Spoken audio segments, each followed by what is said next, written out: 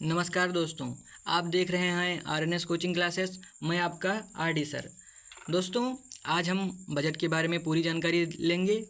Budget क्या है, budget से रिलेटेड जो भी जानकारी है, जैसे कि सबसे अधिक बार बजट को किसने पेश किया, स्वतंत्र भारत का पहला बजट किसने पेश किया, कौन सी ऐसी महिला है जिसने सबसे पहली बार बजट को पेश किया, कौन से ऐसे प्रधानमंत्री हैं जिन्होंने अपने कार्यकाल के समय पर बजट को पेश किया, कौन सा ऐसा वित्त मंत्री है जिसने अपने जन्मदिवस के मौके पर बजट को पेश किया, और जो बजट से रिलेटेड जानकारी है, जैसे कि ब्लैक बजट क्या होता है, मिलेनियम बजट क्या होता है, रुपया कहाँ से आता है, कहाँ पर खर्च हो जाता है, इन सब की जो जानकारी है, जो इन सब प्रश्नों का जो उत्तर है वो आपको इसी वीडियो में मिलने वाला है।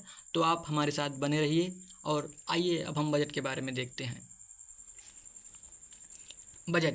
बजट शब्द फ्रेंच भाषा के बुगेट शब्द से लिया गया है, जिसका अर्थ होता है चमड़े का बैग। क्योंकि जब बजट को पेश किया जाता है तो आपको मालूम है कि एक चमड़े का बैग होता है जिसमें उसके डॉक्यूमेंट्स होते हैं, इसीलिए जो बुगेट शब्द है वो फ्रेंच लैंग्वेज से लिया गया है कि चमड़े के बैग में बजट को लाया जाएगा।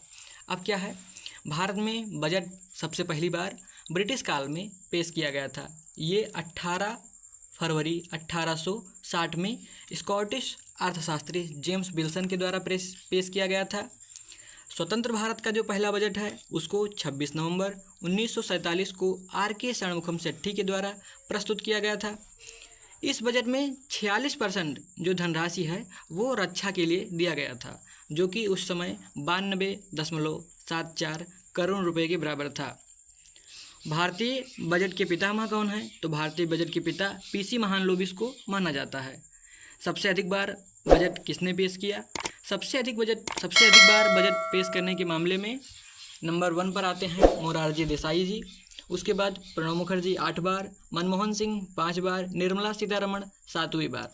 जो मोरारजी देसाई हैं इन्होंने 8 बार पूर्ण बजट पेश किया है और 2 बार अंतरिम बजट पेश किया है। प्रणब मुखर्जी 8 बार, मनमोहन सिंह 5 बार, निर्मला सीतारमण 7वीं बार। जो इस बार उन्होंने जो लोकसभा में बजट पेश किया है वो 7वीं बार है। सर्वाधिक बार लगातार बजट किसने पेश किया है, अब आपने देखा यहाँ पर 10 बार है मोरारजी देसाई का, लेकिन इनका जो टेन्योर रहा है वो कंटिन्यू नहीं रहा है। तो लगातार बजट पेश करने के मामले में हमारी निर्मला ताई, जिनको हम प्यार से ताई के नाम से बोलते हैं, तो निर्मला मैम इसमें आ जाएंगी, निर्मला सीतारमण।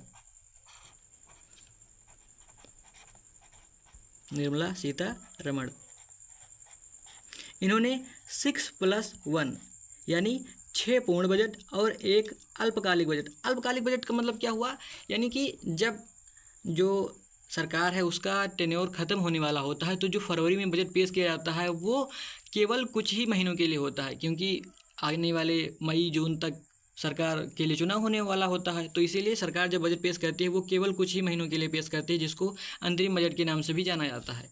तो इन्होंने 6 पूर्णकालिक बजट और 1 अल्पकालिक बजट यानी जिसको अंतरिम बजट है उसको पेश किया था।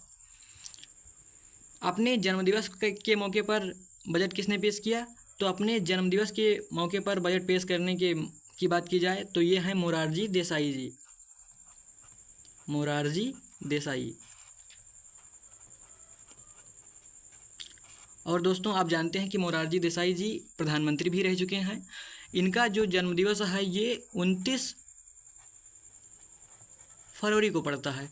तो इन्होंने सन 1964 में और सन 1968 में 2 बार अपने जन्मदिवस के मौके पर संसद में बजट को पेश किया था। आप भी जानते हैं कि जो फरवरी होती है वो 4 साल के बाद ही 29 तारीख की होती है, इसलिए आप 4 साल का गैप देख पा रहे होंगे। अब हम देखते हैं कि ऐसे कौन से प्राइम मिनिस्टर रहे हैं जिन्होंने अपने कार्यकाल के समय पर बजट को पेश किया है। तो इसमें सबसे पहले आते हैं जवाहरलाल नेहरू जी। इन्होंने 1958-1959 का जो वित्तीय वर्ष रहा है उस टाइम पर इन्होंने बजट को पेश किया था। इसके बाद इन्हीं की पुत्री इंदिरा गांधी जी आती हैं।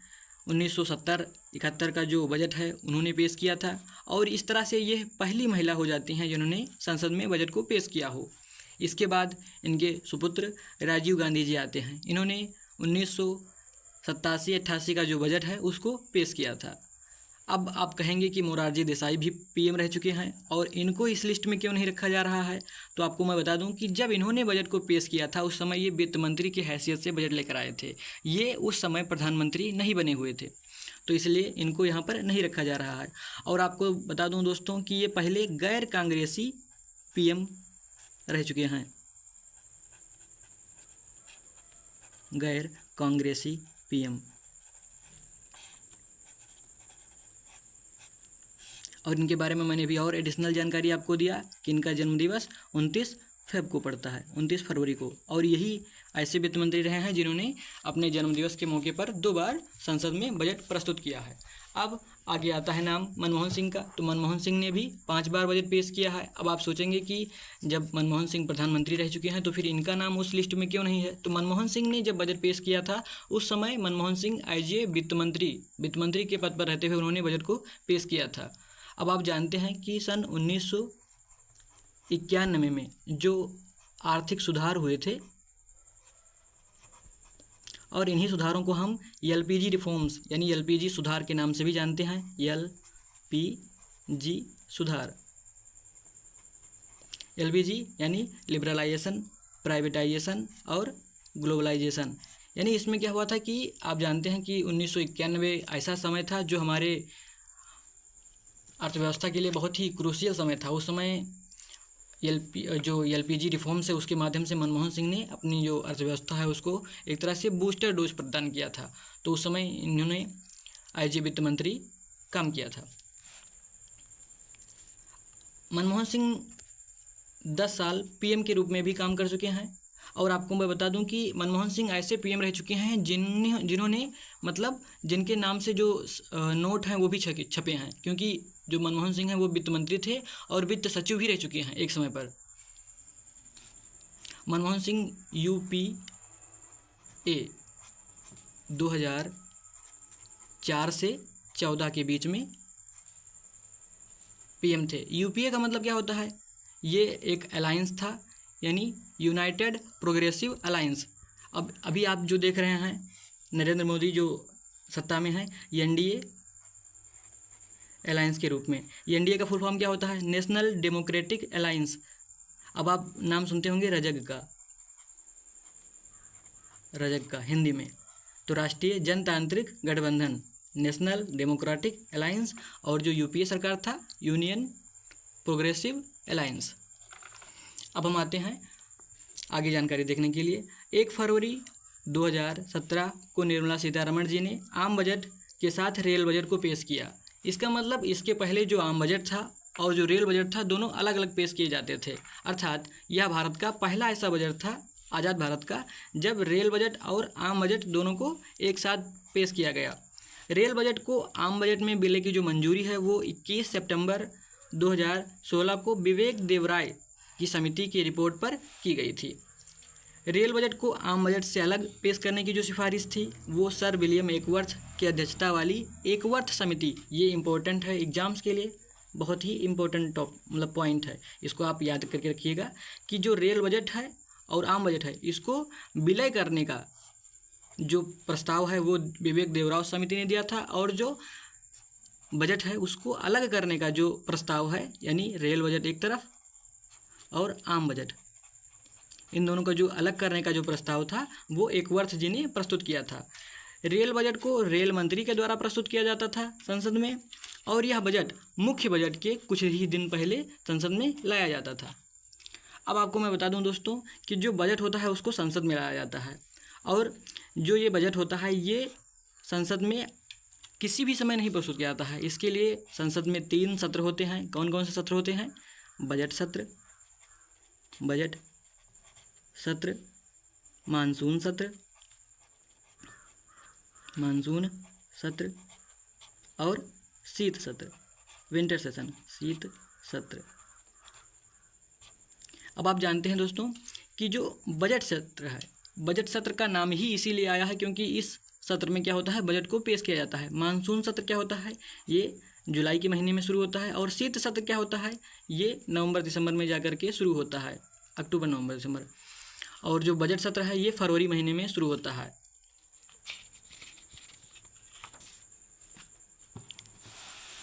बजट को संसद में लोकसभा और राज्यसभा होती हैं, तो लोकसभा में इसको पेश किया जाता है। अब आप ये भी जानते होंगे कि जो बजट है, बजट के लिए जो संविधान है इसमें कोई भी शब्दावली नहीं प्रस्तुत की गई है। इसके लिए आर्टिकल 112 में वार्षिक वित्तीय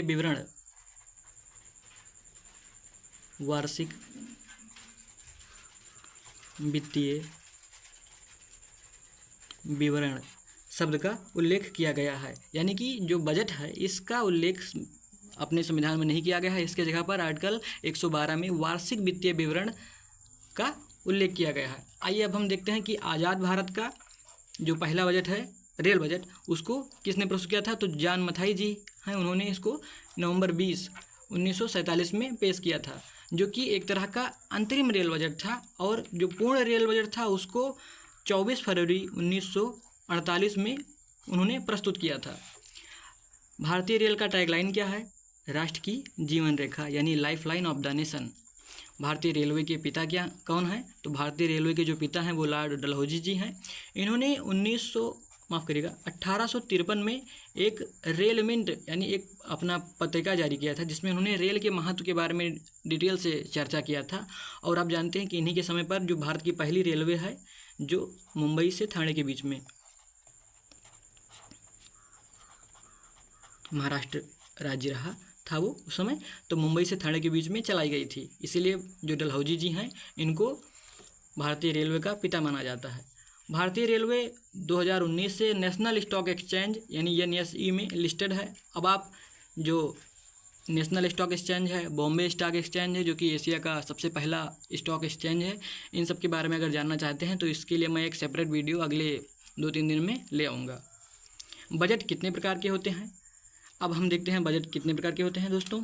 तो पहला होता है अधिशेष बजट, दूसरा होता है संतुलित बजट, और नंबर जो 3 है वो होता है घाटे वाला बजट। क्या होता है? घाटे का बजट। अधिशेष बजट क्या होता है?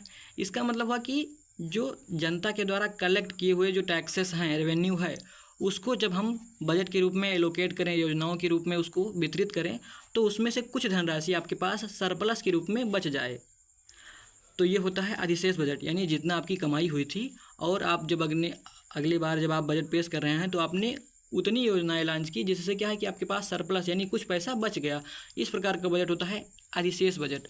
दूसरा संतुलित बजट, यानी जितना पैसा आपने जनता से कमाया टैक्स के माध्यम से, उतना ही पैसा आपने योजनाओं के ऊपर खर्च कर दिया, ये होता है संतुलित बजट। तीसरा आता है घाटे का बजट। घाटे का बजट का मतलब क्या होता है कि इसमें होता है कि जैसे आपने जनता से या फिर लोगों से जो भी टैक्स के माध्यम से पैसा वसूल किया, प्राप्त किया, उस टैक्स से ज़्यादा आप बजट लेकर आए हैं, यानी जो सरकारी योजनाएं हैं उन सब पर आप ज़्यादा पैसा खर्च कर रहे हैं, तो इस प्रकार का जो बजट होता है घाटे का बजट कहलाता है। यानी मान लो आपने 100 रुपया कमाया और आप जो बजट है एलोकेट करने वाले हैं उस पर 120 रुपये अगर आप खर्च कर रहे हैं, तो इसका मतलब आप 20 रुपये उधार हो गए।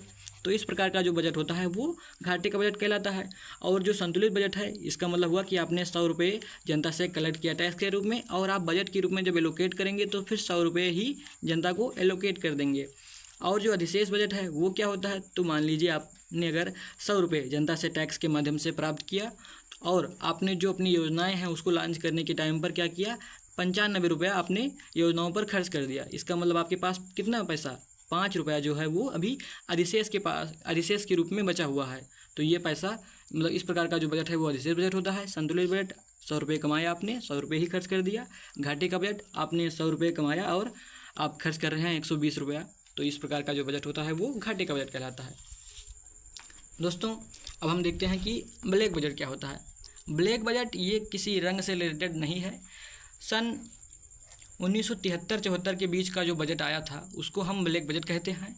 उस समय इसको तत्कालिक वित्त मंत्री यशवंत राव बी चौहान जी ने पेश किया था, जो कि घाटे का बजट था, और यह घाटा 550 करोड़ का घाटा था। इसीलिए जो विपक्ष की जो पार्टियां थी उन्होंने इसे ब्लैक बजट का नाम दिया था। अब हम देखते हैं मिलेनियम बजट क्या है।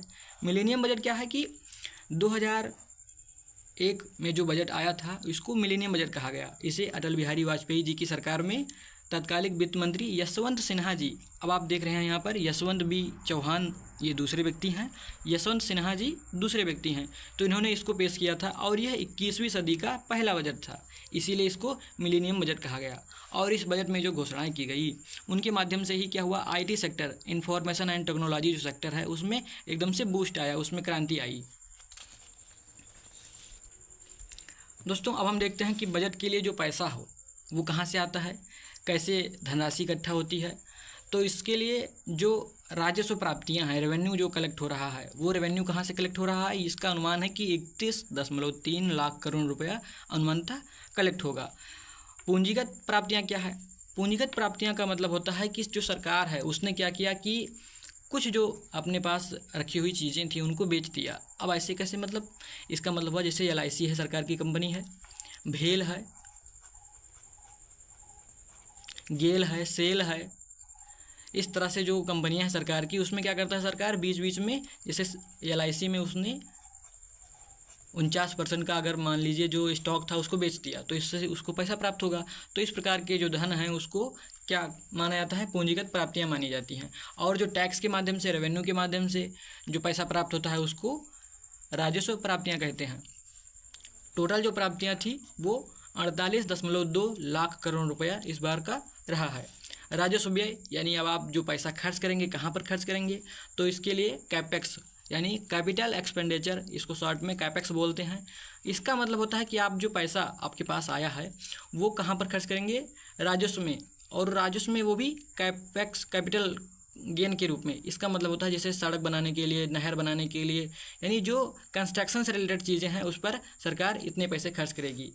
राजकोषीय घाटा क्या है, अभी मैंने जस्ट घाटे के बारे में बात किया है कि जो अधिशेष बजट है, संतुलित बजट है और घाटे का बजट है, तो इसमें क्या है कि ये घाटे का बजट है और ये 4.9% घाटे का है। अगले साल इसका लक्ष्य रखा गया है 4.5%।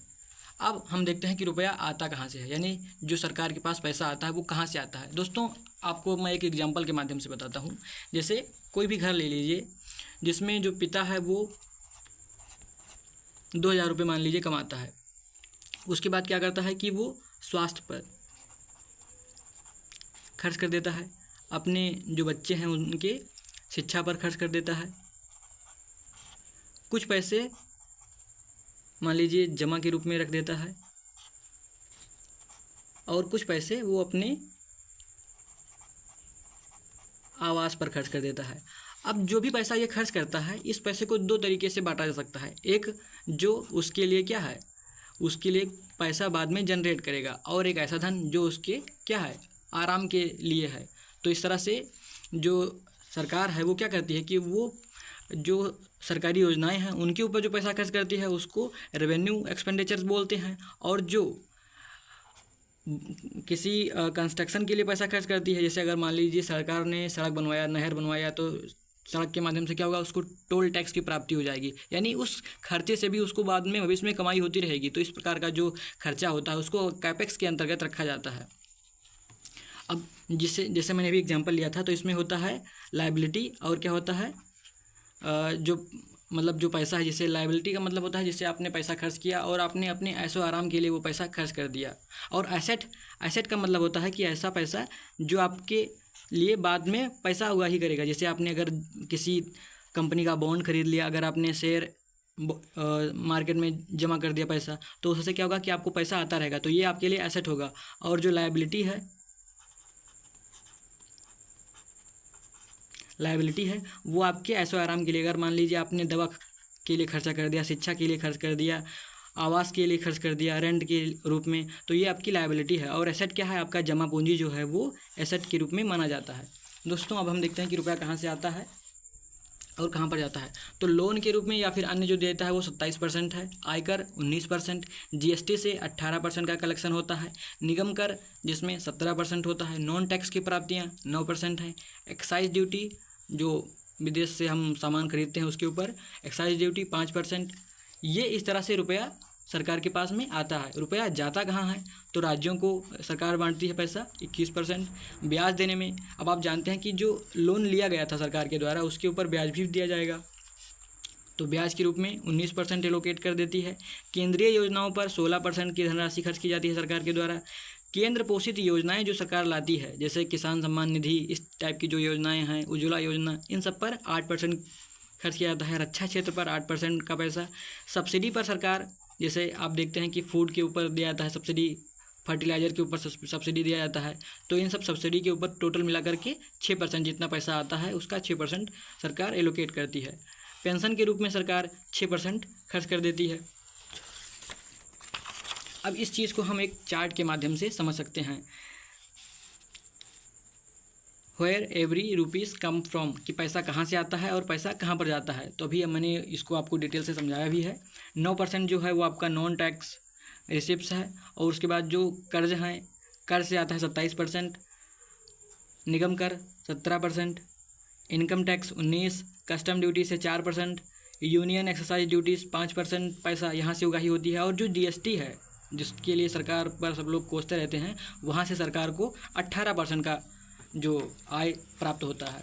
अब हम देखते हैं कि सरकार पैसे कहाँ पर खर्च करती है। पेंशन के रूप में 4% खर्च करती है, 9% खर्च करती है अदर एक्सपेंडिचर्स में, और जो केंद्र के द्वारा जो पोषित योजनाएं हैं उनके ऊपर 8%, 16% सेंटर की जो स्कीम्स हैं उन सब के ऊपर, और जो इंटरेस्ट है, यानी मैंने बताया कि 27% ये बोरो करते हैं पैसा, तो उसके लिए आपको जो ब्याज की अदायगी है वो भी करना पड़ेगा, तो ये ब्याज यहाँ से पे किया जाता है। डिफेंस सेक्टर में 8%, सब्सिडीज़ के रूप में 6%, और जो फाइनेंस और कमीशन, इन सब चीज़ों के ऊपर 9% का जो खर्चा है वो किया जाता है। दोस्तों, अब हम बजट से रिलेटेड कुछ पुरानी परंपराओं को देखते हैं। पहले बजट को भारत में शाम के समय पर 5:30 बजे पेश किया जाता था। तो 2000 का जब बजट लाया गया तो इसको यशवंत सिन्हा जी ने तोड़ा। अच्छा, आपने देखा होगा कि जब मैं बजट की बात करता हूँ तो वहाँ पर जैसे मान लीजिए 1973, 74 ये क्यों मेंशन करता हूँ। दोस्तों, मैं आपको बता दूं कि जो वित्तीय वर्ष होता है, वित्तीय वर्ष शुरू होता है 1 अप्रैल से कहाँ तक, 31 मार्च के बीच में। इसलिए जो वर्ष हम मेंशन करते हैं वो अधूरा मेंशन करते हैं, यानी 73 और 74 इस तरह से मेंशन करते हैं। तो यशवंत सिन्हा जी ने इस परिपाटी को तोड़ा था। इन्होंने बजट को 11 बजे पेश किया था। पहले जो बजट होता था वो फरवरी के लास्ट में, यानी 28-29 को पेश किया जाता था, जिसको मोदी सरकार ने आते ही इसको तोड़ा था, और बजट को फरवरी माह के पहले सप्ताह में पेश करने का एक प्रस्ताव इन्होंने पेश किया। पहले क्या होता था कि सूटकेस में जो बजट था उसको पेश किया जाता था। जैसे मैंने अभी बताया कि जो बजट शब्द है वो फ्रेंच भाषा के बोगेट से लिया गया है, जिसका होता है कि चमड़े का बैग, जिसका अर्थ होता है चमड़े का बैग। तो पहले चमड़े के बैग या फिर सूटकेस में जो बजट होता था उसको पेश किया जाता था। अभी के समय पर आप देखते हैं कि एक लाल बैग होता है, उसमें बजट को पेश किया जाता है, जिस पर राष्ट्रीय एम्बलम, जो अपना नेशनल एम्बलम, राष्ट्रीय चिन्ह है, वो बना होता है, अशोक चक्र। अब हम देखते हैं कि जो खर्चे हैं, ये आप जो एग्ज़ाम ओरिएंटेड जो चीज़ें हैं वो मैंने यहाँ लास्ट में मेंशन कर दिया है, इसको आपको रटना ही पड़ेगा। रक्षा क्षेत्र में 4.54 लाख करोड़ रुपए, ग्रामीण विकास के रूप में 4.65 लाख करोड़ रुपए, कृषि तथा संबद्ध क्षेत्र के रूप में 1.51 लाख करोड़ रुपए, होम अफेयर्स 1.50 लाख करोड़ रुपए, शिक्षा जो कि काफ़ी ज़रूरी चीज़ है, यहाँ पर शिक्षा और अच्छा आप इसको जरूर याद रखना, शिक्षा के ऊपर 1.25 लाख करोड़ रुपए खर्च हुए हैं। IT and telecom sector, IT and information and technology के रूप में जो पैसा खर्च किया गया है 1.16 लाख करोड़ रुपए खर्च किए गए हैं। दोस्तों, मेरा एक टेलीग्राम चैनल भी है, जिस पर आप इस जो वीडियो है उससे रिलेटेड जो जानकारी है वो आपको मिलती भी रहेगी, और जो आपको PDF है वो भी इस चैनल पर प्रोवाइड कर दिया जाएगा, जिसका जो लिंक है वो कमेंट बॉक्स में पिन कर दिया जाएगा या फिर फर्स्ट कमेंट के रूप में भी मेंशन कर दिया जाएगा। स्वास्थ्य के ऊपर 89,000 करोड़ रुपए खर्च किए गए हैं। ऊर्जा के रूप में इसमें इस बार जो खर्चा है वो बढ़ाया गया है, ऊर्जा के रूप में खर्च किए गए हैं 68,000 करोड़ रुपए। सोशल वेलफेयर के रूप में 56,000 करोड़ रुपए। अब हम देखते हैं कि जो GDP ग्रोथ का जो अनुमान है वो कैसे लगाया गया है, कितना लगाया गया है। तो 2024-25 के लिए 6.5 से 7% के बीच में, 7% के बीच में जो GDP ग्रोथ है वो रहने का अनुमान इस बार लगाया गया है। बजट में जो योजनाएं हैं उनके ऊपर आवंटन कैसे किया गया है, दोस्तों जो वनडे एग्ज़ाम से रिलेटेड एस्पिरेंट्स हैं उनके लिए ये चीज़ें काफ़ी ज़रूरत हैं की रहेंगी। मनरेगा के ऊपर 86,000 करोड़ रुपए, आयुष्मान भारत के ऊपर 7300 करोड़ रुपए, PLI योजना के रूप में 6200 करोड़ रुपए, सौर ऊर्जा ग्रिड। अब सरकार सौर ऊर्जा को काफ़ी बढ़ावा दे रही है, इसलिए इस बार बजट काफ़ी ज़्यादा एलोकेट किया गया है, बांटा गया है 10,000 करोड़ रुपए। PM सूर्य घर मुफ्त बिजली योजना, इसके रूप में सरकार ने 62,000 करोड़ रुपए एलोकेट किए हैं। अब मैं उम्मीद करता हूं कि आपको बजट से रिलेटेड हर जानकारी डिटेल में मिल गई होगी और आपकी जो भी राय है, अगर आपने अंत तक वीडियो को देखा है तो फिर मैं उम्मीद करता हूं कि आपको डिटेल में बजट से रिलेटेड जो अहम जानकारियां हैं वो आपको मिल गई होंगी। तो अब अपना जो राय है उसको कमेंट बॉक्स में मेंशन करिए और जो भी सलाह देना चाहें आप हमें, आपका स्वागत है कमेंट बॉक्स के रूप में। तो दोस्तों इसी के साथ मैं अपने इस वीडियो को ख़त्म करता हूँ और